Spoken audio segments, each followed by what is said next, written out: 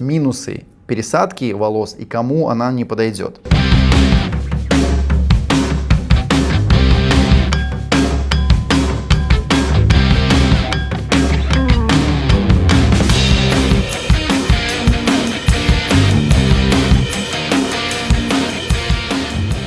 Подписывайся.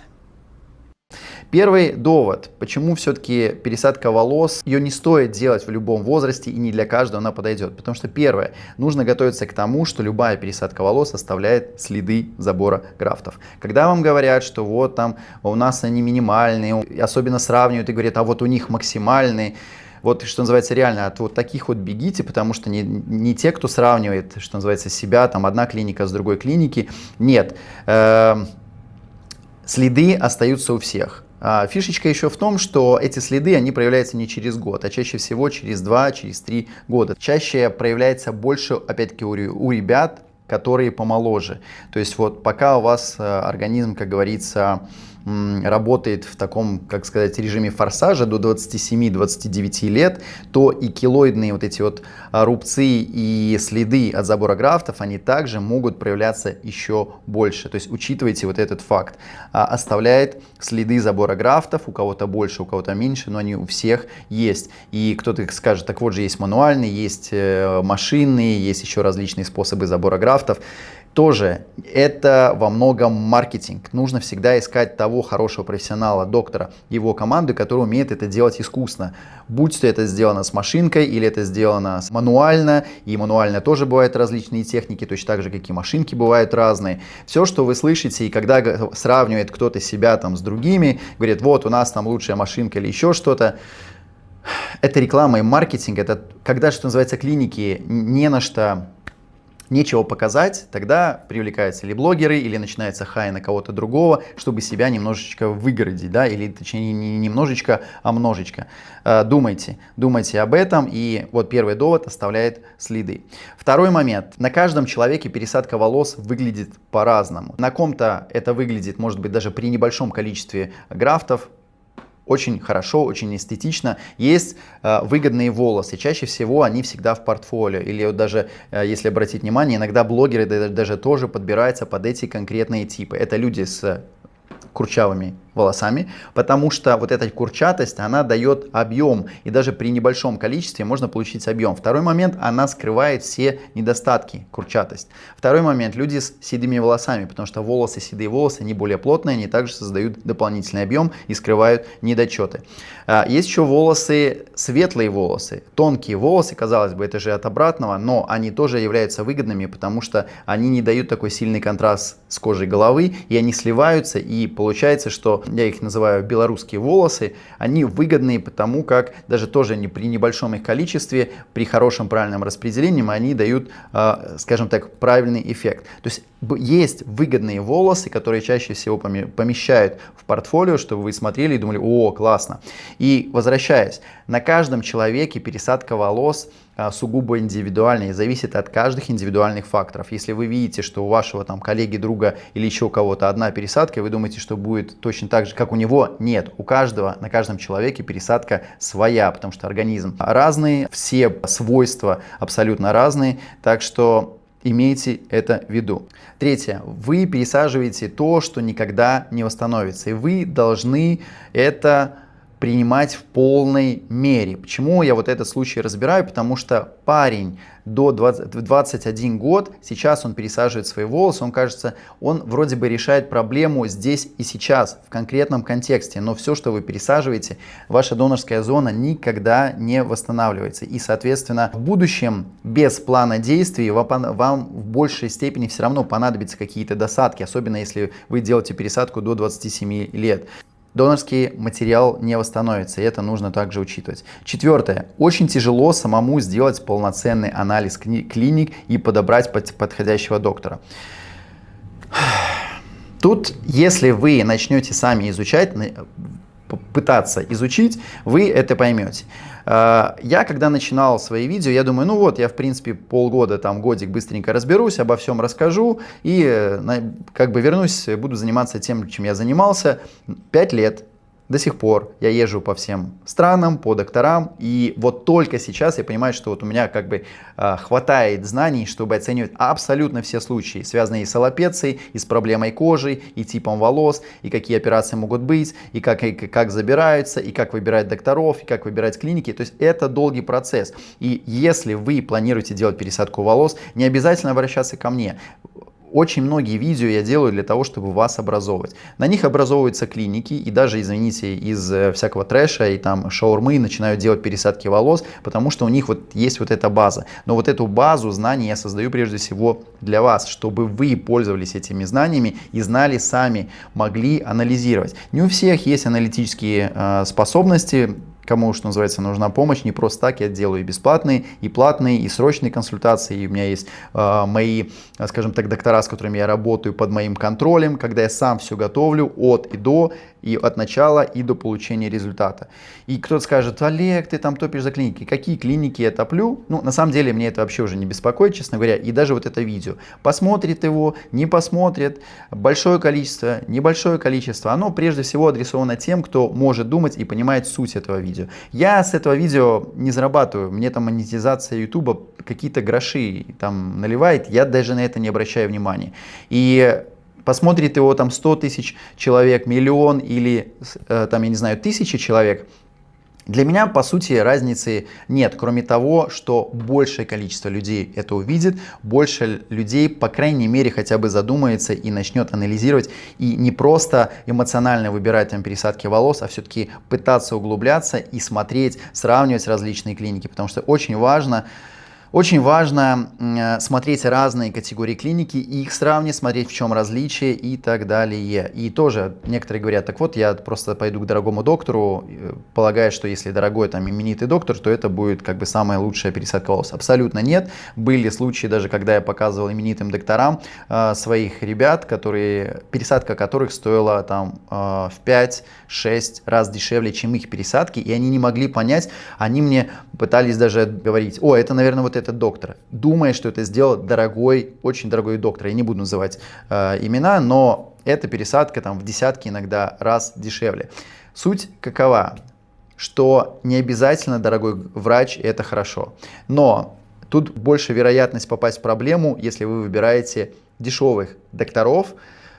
А еще хуже, если вы выбираете просто клинику и вообще не знаете, кто будет вам делать пересадку волос. Это конвейерные фастфуд клиники, которых прежде всего в первую очередь нужно избегать. Это то, на маркетинг чего я попался, делая вторую пересадку волос, после чего я начал делать свой видеоблог, чтобы предупредить думающих людей. У каждого человека своя ответственность, у каждого человека, скажем так, самоуважение к себе тоже разное. Я прежде всего ориентируюсь на тех, кто уважает себя, понимает, о чем я говорю, умеет анализировать или хотя бы понимает, о чем я говорю. Если есть время, можно попробовать самому разобраться, если нет, не просто так я делаю бесплатные и платные консультации. И самое важное, пересадка волос — это один раз и на всю жизнь, без права отмены и возврату к тому, что было ранее.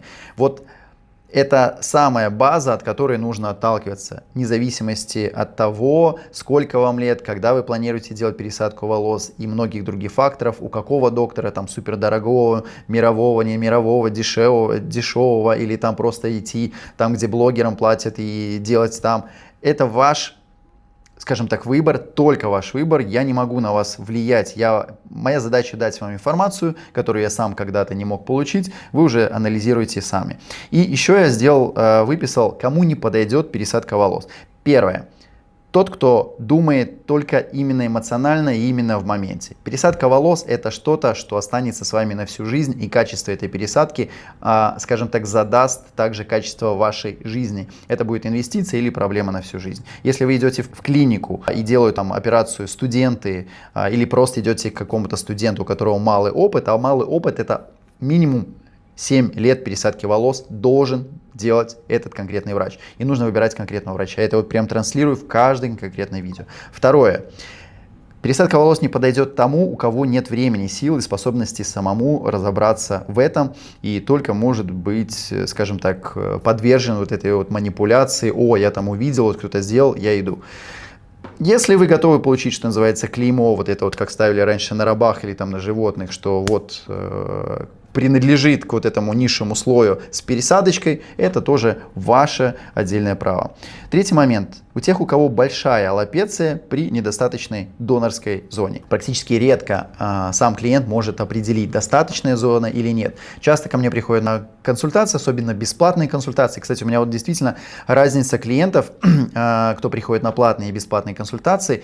Также я вот прям замечаю, на платные консультации чаще приходят люди, которые умеют анализировать, и они понимают ценность того, что той информации, которую я им, скажем так, даю, и они получают. То есть они получают ту базу, которую, ну, как бы очень тяжело где-то раздобыть, и ту информацию, которая им поможет не просто пересадки на 1 год вперед, а на многие годы. Это вот практически на всю жизнь я создаю, что называется, план того, что нужно делать. И вот на бесплатных консультациях иногда говорят, у меня огромная донорская зона, то есть сам человек сам себе оценил, какая у него огромная донорская зона или нет.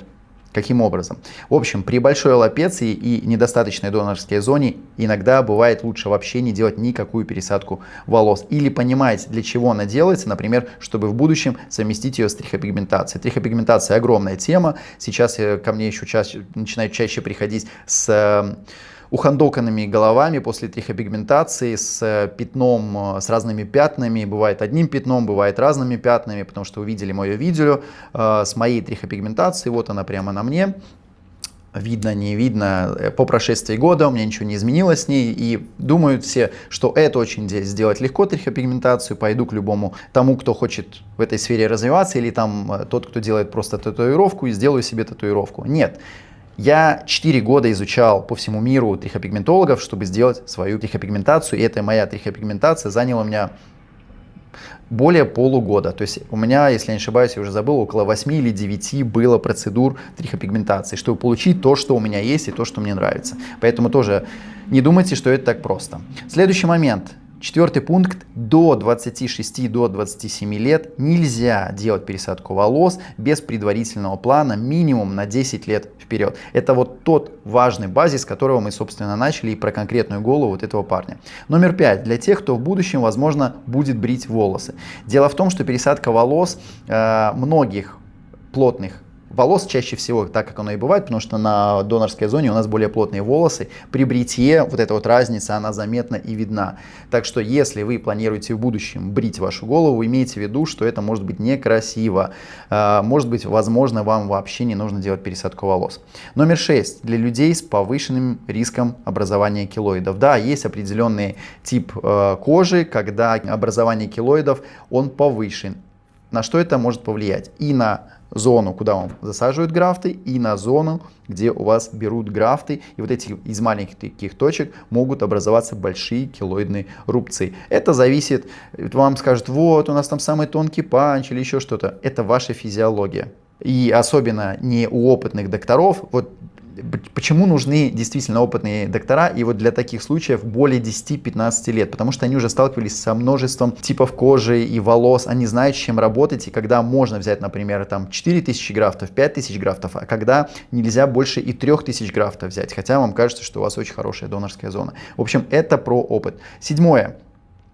Пересадка волос не подойдет для тех, кто хочет, конечно же, плотности, как в детстве. Этого не получится, или как это в юношестве. Во множестве случаев это не получится, потому что абсолютно разное количество графтов может быть посажено, и то количество, которое у вас выпало, оно может быть несоизмеримо разным. Все, что здесь можно делать, это выбирать хорошего доктора, кто умеет создать правильный дизайн для того, чтобы даже при пересадке небольшого количества получать очень хорошие результаты. Один из таких докторов, с которыми я работаю, вот как раз таки под моим контролем, просто фантастические результаты, которые такого рода результаты не у всех даже можно найти мировых докторов. То есть под каждый случай нужен конкретный доктор. Следующее. Пересадка волос выбирается не по стоимости, а по конкретной задаче с конкретными данными. И пересадка волос не подойдет тем, кто просто думает, что раз это недорого, почему бы это и не сделать. Так нельзя делать. Я это называю за хлебушком сходить, да, спуститься там, я не знаю, в магазинчик. Типа кажется, что да, вы ничего не потеряете. Ну, как бы, если стоит там пересадка 1500-2000 долларов, это небольшая сумма, почему бы не сделать? Потому что из вот таких вот результатов, точнее из-за таких вот незапланированных действий чаще всего и получается уродство. Номер 9. Не подойдет пересадка волос для тех, кто не учитывает момент реабилитации. Для некоторых кажется, что ну вот я сделал пересадку волос и там в принципе через неделю я пойду там заниматься спортом в тренажерный зал, хочу в сауну идти и не будет следовать постоперационным правильным рекомендациям. Это знакомо всем ребятам, кто на моем личном контроле, потому что я прослеживаю и готовлю от диагностики, готовлю к пересадке, затем после пересадки я также отслеживаю до получения результата. И каждые 2-3, для кого-то 4 месяца я отслеживаю, как все меняется. То есть я сам контролирую, когда что можно делать, когда что-то нельзя делать, когда стоит что-то ввести, когда стоит, например, использовать. Даже тоже миноксидил мы можем использовать, но определенными курсами под конкретную голову при конкретной ситуации. Далее, номер 10. Кому не подойдет пересадка волос? Для тех, кто не понимает, что, скорее всего, когда вы делаете первую пересадку, вам, вероятно всего, понадобится и вторая пересадка волос. То есть, а то может быть даже и третья. Это то, с чего я начинал. То есть, тут нужен изначальный план, и затем следовать этому плану. Для кого-то может понадобиться одна пересадка, в супер редких случаях, если совсем небольшие залысины. Или нужно просто немножко подкорректировать. Чаще всего это 2-3 пересадки. А если у вас донорский материал для этих 2-3 пересадок. Номер 11. Кто не готов к пожизненной терапии. Я об этом говорил. Последний год я активно изучаю именно лечение, восстановление волос под разные типы аллопеции. Не просто так я создал, у меня уже такая энциклопедия моих средств. И причины выпадения волос, под каждую причину я разрабатываю лечение и поддержание волоса. То есть, если вы не готовы это делать, вероятнее всего, в большинстве случаев, 90% случаев, вы сделаете просто пересадку волос.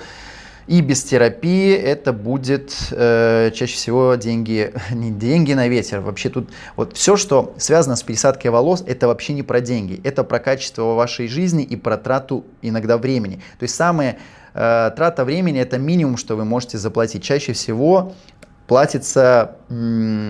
Ну, не хочется это говорить уродством, потому что если это не соблюден баланс и нет базиса и плана действий, то вы можете получить чубец. Итого, кому все-таки стоит рассмотреть пересадку волос? Для тех, кто полноценно, адекватно оценивает ситуацию, кто может или сам собрать всю информацию и произвести правильную аналитику, или вместе со мной подготовиться к этому, получить, скажем так, всю информацию, которая понадобится в течение всей жизни касательно ваших волос, кожи головы и пересадки волос, если они будут необходимы. И кто понимает, что это долгосрочный проект. Это не за хлебушком сходить, вот так вот за один щелчок нельзя получить отличный результат, это процесс. И этот процесс для кого-то он вот такой, а для кого-то он может быть вот такой. В зависимости от этого, это будет влиять на качество вашей жизни.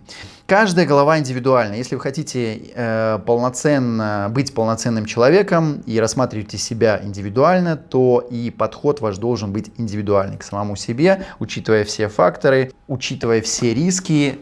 Только когда вы вот это все поймете, осознаете или начнете сами все исследовать, или воспользуетесь, например, моей помощью, это ваш выбор, выбирать, не выбирать.